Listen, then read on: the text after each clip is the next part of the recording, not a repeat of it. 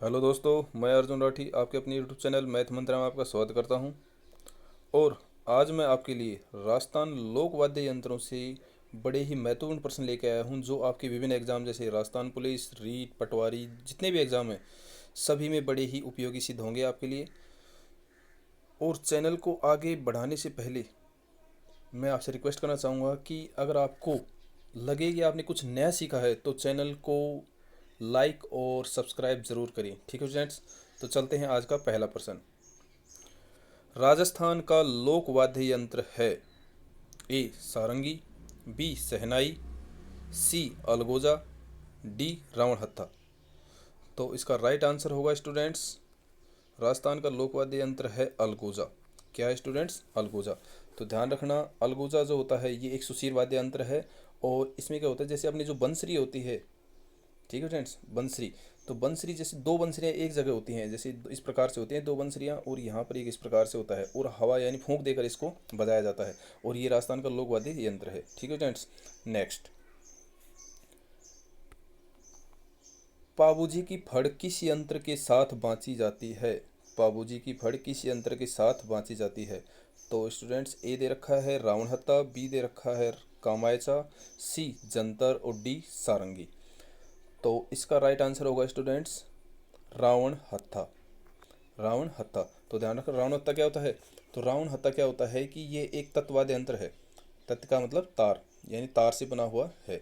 और इसके अंदर क्या होता है कि जैसे एक बांस की लकड़ी होती है, और इसके यहाँ पर कोने पर एक जो अपने नारियल होता है, नारियल का खोल कह दें या कटोरा कह दें, वो यहाँ पर इस पे बंद जुड़ा हुआ रहता है, और यहाँ पर एक तार लगा होता है। ठीक है, इस प्रकार की रचना होती है।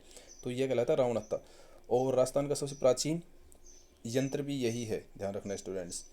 तो पाबूजी की फड़ किस यंत्र के साथ बांध जाती है? रावण हत्थे से। Next, number 3। होली और मुहर्रम पर कौन सा वाद्य यंत्र बजाते हैं? होली और मुहर्रम के त्यौहार पर कौन सा वाद्य यंत्र बजाया जाता है? ए ढोल, बी नगाड़ा, सी चंग, डी कुंडी। तो ये कौन सा बजाया जाता है स्टूडेंट्स? तो ये बजाया जाता है स्टूडेंट्स चंग। कौन सा बजाया जाता है? चंग। तो चंग क्या होता है? ये एक ढफली के नुमा होता है। ठीक है friends. Next, number 4। Ramdev ji के भूपे किस यंत्र का प्रयोग करते हैं? ए भपंग, बी नड़, सी तंदूरा, डी कामायचा। तो रामदेव जी के जो भूपे होते हैं स्टूडेंट्स, तो वो किस यंत्र का उपयोग करते हैं? वो करते हैं तंदूरा। किसका स्टूडेंट करते हैं? तंदूरा का, ध्यान रखना, तंदूरा, सी।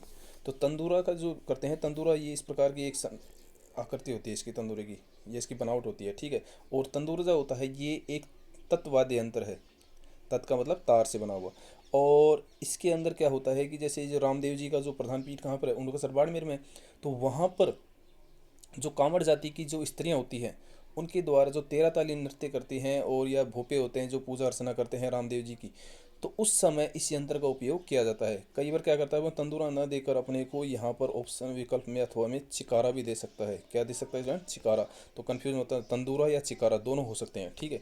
नेक्स्ट,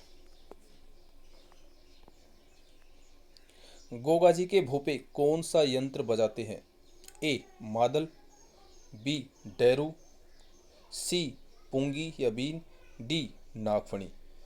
तो गोगा जी के जो भोपे होते हैं वो कौन सा यंत्र बजाते हैं स्टूडेंट्स? तो वो बजाते हैं डैरू। कौन सा बजाते हैं? डैरू। डेरू या डैरू होता है। तो डैरू क्या होता है स्टूडेंट्स? जो शिव शंकर भगवान का डमरू होता है, तो डमरू का है ये बड़ा रूप होता है। क्या होता है? डमरू का ही बड़ा रूप होता है। इस प्रकार से इसकी संरचना होती है। ठीक है स्टूडेंट्स, तो ये डमरू का ही बड़ा रूप होता है। Next, number 6। भील जाति द्वारा गौरी लोकनाट्य के समय कौन सा यंत्र बजाया जाता है? तो भील जो जाति होती है उसके द्वारा जो गौरी लोकनाट्य है, जो भीलों का लोकनाट्य है, तो उसके समय कौन सा यंत्र का उपयोग किया जाता है, या लोकनाट्य में किसका उपयोग करते हैं? तो इसका आंसर हो जाएगा स्टूडेंट्स, तो गौरी जाति करती है मादल का। किसका उपयोग करती है स्टूडेंट्स? मादल वाद्य यंत्र का। ठीक है, तो मादल का उपयोग करते हैं। Next, number 7। शिव पार्वती के वाद्य यंत्र के नाम से किस यंत्र को जाना जाता है? तो शिव और पार्वती के किसको जाना जाता है? ए ढोलक, बी बीन, सी मांदल, डी मोरचंग। तो क्या होगा इसका राइट आंसर? तो इसका राइट आंसर होगा स्टूडेंट्स मादल। मांदल या मादल कुछ भी हो सकता है, ठीक है, कंफ्यूज नहीं होना स्टूडेंट। तो मादल जो होता है ये भी मैंने बताया आपको, गौरी नृत्य में भी काम करते हैं भील जाति। और दूसरा मादल जो है शिव पार्वती के यंत्र के नाम से भी जाना जाता है मादल को। नेक्स्ट नंबर 8, किस वाद्य यंत्र के भागों को नर और नारी के नाम से जाना जाता है? तो इसका आंसर क्या होगा स्टूडेंट्स? तो इसका आंसर भी क्या होगा? ए मादल। तो मादल में क्या होता है स्टूडेंट्स, जैसे ये अपना जो होता है, तो यहाँ पर ये छोटा भाग है और ये भाग इसका क्या है? बड़ा है। तो छोटे भाग को तो नारी क्या कहते हैं स्टूडेंट्स? नारी। और जो बड़ा भाग होता है इसको क्या कहते हैं? नर। तो बड़े भाग को नर और छोटे भाग को नारी के नाम से जाना जाता है मादल में, ठीक है। नेक्स्ट, मुस्लिम समुदाय द्वारा ताजिया के त्यौहार पर किस यंत्र का उपयोग किया जाता है? ए शहनाई, बी नगाड़ा, सी ताशा, डी ढोलक। तो इसका राइट आंसर क्या हो जाएगा स्टूडेंट्स? इसका राइट आंसर होगा सी ताशा। तो ध्यान रखना, जो ताशे का उपयोग करते हैं, तो ताशा क्या होता है, जैसे एक तगारनुमा संरचना होती है और यहाँ पर बकरे की खाल से इसको यहाँ पर ढक दिया जाता है, ठीक है। और ये अपने मुस्लिम ताजिए निकालते हैं उस समय इसका उपयोग करते हैं। नेक्स्ट नंबर 10, कच्ची घोड़ी नृत्य में कौन सा वाद्य यंत्र प्रयोग में लिया जाता है? तो कच्ची घोड़ी या फिर अपने को एक होली पर किसका उपयोग किया जाता है? तो इसमें भी आंसर क्या आएगा अपने स्टूडेंट्स? डी ताशा। इसमें भी क्या आएगा? ताशा। तो ध्यान रखना, मुस्लिम ताजियों पर भी ताशा और कच्ची घोड़ी और होली पर भी ताशे का उपयोग किया जाता है। नेक्स्ट, तत्वाद्य यंत्रों में श्रेष्ठ है या श्रेष्ठ यंत्र है? तो ए कामायचा, बी सारंगी, सी रावण हत्ता और डी सुरमंडल। तो ध्यान रखना, चारों तत्वाद्य यंत्र हैं और यहाँ पर पूछ रहा है श्रेष्ठ कौन सा है, यानी इनमें सबसे अच्छा कौन सा है। तो सबसे बढ़िया जो यंत्र होता है ये होता है स्टूडेंट सारंगी। कौन सा होता है? सारंगी। तो सारंगी में क्या होता है? 27 तो तार होते हैं। कितने तार होते हैं? 27 तार होते हैं। और जो कामायचा होता है, कामायचे में भी 27 तार होते हैं, ध्यान रखना। कामायचा और सारंगी में क्या होते हैं? 27 तार होते हैं। और जो लंगा जाति होती है, तो कौन सी? लंगा जाति। तो लंगा जाति द्वारा इसका उपयोग किया जाता है। नेक्स्ट, किस वाद्य यंत्र को त्योहार के उपरांत नष्ट कर दिया जाता है? किस वाद्य यंत्र को त्योहार के उपरांत नष्ट कर दिया जाता है? तो इसका राइट आंसर हो जाएगा स्टूडेंट्स ए कमर, बी मटकी, सी गोरजा, डी खंजरी। तो इसका राइट आंसर क्या होगा स्टूडेंट्स? इसका राइट आंसर होगा गोरजा। तो गोरजा क्या होता है? एक मिट्टी का बना यंत्र होता है, ठीक है। और जब जैसे अपने जो त्यौहार होता है, तो त्यौहार यानी होली है, जितने भी ये त्यौहार हैं, उसके बाद में इसको नष्ट कर दिया जाता है, यानी इसको तोड़ दिया जाता है। नंबर 13, वीणा यंत्र का प्रारंभिक वीणा यंत्र का प्रारंभिक रूप है। वीणा यंत्र का प्रारंभिक रूप क्या है स्टूडेंट्स? तो वीणा यंत्र का प्रारंभिक रूप हो जाएगा जंतर। क्या होगा स्टूडेंट्स? जंतर। तो जंतर मैंने बताया ये तत्वाद्य यंत्र है, ध्यान रखना, ठीक है। और जो बगड़ावत गुजर होते हैं वो कथा वाचन में इसका उपयोग करते हैं, ठीक है। और गुजरों के जो भोपे होते हैं, गुजर जो भोपे होते हैं, उनके द्वारा भी इसका उपयोग किया जाता है जंतर का। नेक्स्ट, और इसके अंदर हाँ, अगर जंतर की बात करें तो जंतर में 5 से 6 तक तार होते हैं, ध्यान रखना, ठीक है। नेक्स्ट, रोहिड़ा की लकड़ी से बना यंत्र कौन सा है? यानी रोहिड़ा अपना जो राजस्थान में मुख्य रूप से पाया जाता है, तो इसकी लकड़ी से कौन सा यंत्र बना होता है? तो इसकी लकड़ी से बना हुआ यंत्र होता है स्टूडेंट्स, ए दे रखा है इसने अपने को, ढोल, बी सुरिंदा, सी नगाड़ा और डी नड़। तो इससे बना होता है स्टूडेंट्स सुरिंदा। तो सुरिंदा क्या होता है? सुरिंदा तत्ववाद्य यंत्र होता है, जो इसकी संरचना कुछ इस प्रकार की होती है, इस प्रकार की, ठीक है।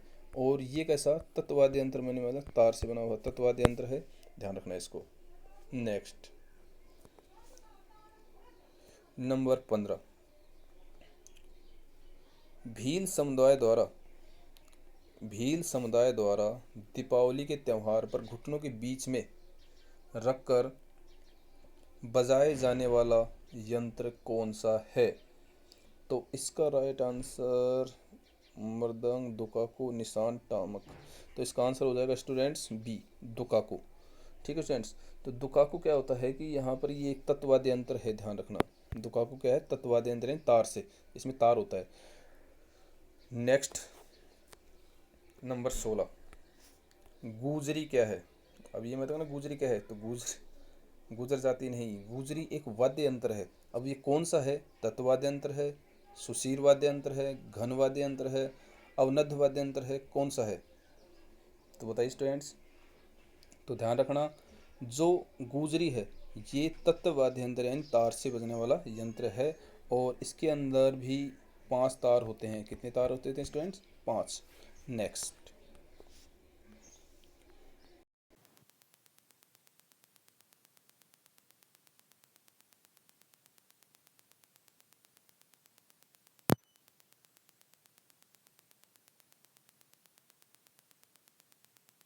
नड़। इसका आंसर क्या होगा? नड़। तो नड़ के बारे में बताऊं तो सुशीर वाद्य यंत्र है, और जो कर्णा भील है वो इससे संबंधित है या इसके प्रमुख वादक है, ध्यान रखना, जो अपनी मूँछों के लिए फेमस है। और नड़ यानी इसको बजाने के लिए भी ये जाने जाते हैं। और नड़ जो सिंधी संस्कृति से यानी अपनी संस्कृति में अपनाया गया है, राजस्थान संस्कृति में। और नड़ में ये जो क्या होता है, नड़ ये जो कैगोर जो वृक्ष होता है, कौन सा स्टूडेंट्स? कैगोर वृक्ष, कैगोर वृक्ष। तो कैगोर वृक्ष की 1 मीटर लंबी लकड़ी से बनाया जाता है। ठीक है, ध्यान रखना। नेक्स्ट, जहूर खां मेवाती। जहूर खां मेवाती किस वाद्य यंत्र के लिए फेमस है या प्रसिद्ध है? तो ए एकतारा, सतारा, नड़ और भपंग। तो जहूर खां मेवाती ये स्टूडेंट्स किसके लिए जाने जाते हैं? भपंग के लिए। और ध्यान रखना, भपंग का जादूगर भी इन्हीं को कहते हैं। भपंग का जादूगर या इसके लिए वाद्य यंत्र के लिए फेमस है कौन? जहूर खां मेवाती। नेक्स्ट, हारमोनियम का जादूगर किसे कहते हैं? ए मेहंदी हसन, बी पंडित बाबूलाल, सी महमूद धौलपुरी, डी जहूर खां मेवाती। तो हारमोनियम का जादूगर ये आएगा राइट आंसर इसका स्टूडेंट्स सी, महमूद धौलपुरी। ठीक है, और जहूर खां मेवाती भी मैंने बताया आपको, ये जहूर खां मेवाती किसके? भपंग के। नेक्स्ट, कर्णा भील किस वाद्य यंत्र के लिए विख्यात हैं? अभी पहले मैंने बताया आपको स्टूडेंट्स, तो ये होंगे नड़ से। कर्णा भील किससे हैं? नड़ से। तो नड़ से हैं, और इनकी जो नड़ वाद्य यंत्र मैंने बताया आपको कैगोर वृक्ष से बनाया जाता है, जो भी है सुशीर वाद्य यंत्र है। और जो कर्णा भील थे, तो कर्णा भील की जो मूछें थी, क्या थी? मूछें। तो ये स्टूडेंट 6 फीट और 4 इंच के लगभग इनकी मूछें थी। ठीक है। जो दहाड़े यानी चोरी डकैती करते थे, पाकिस्तान से आए थे, और राजस्थान सरकार ने इनको यहाँ पर रहने के लिए 30 बीघा ज़मीन दी थी। बाद में पाकिस्तान ने उनकी यानी गुप्त रूप से इनकी हत्या कर दी थी। ठीक है फ्रेंड्स, तो आज के लिए इतने ही। लेकिन अगर आपको अच्छा लगा, आपको लगा होगा आपने कुछ नया सीखा है, तो चैनल को लाइक और सब्सक्राइब ज़रूर करें। ठीक है फ्रेंड्स, तो आज के लिए धन्यवाद।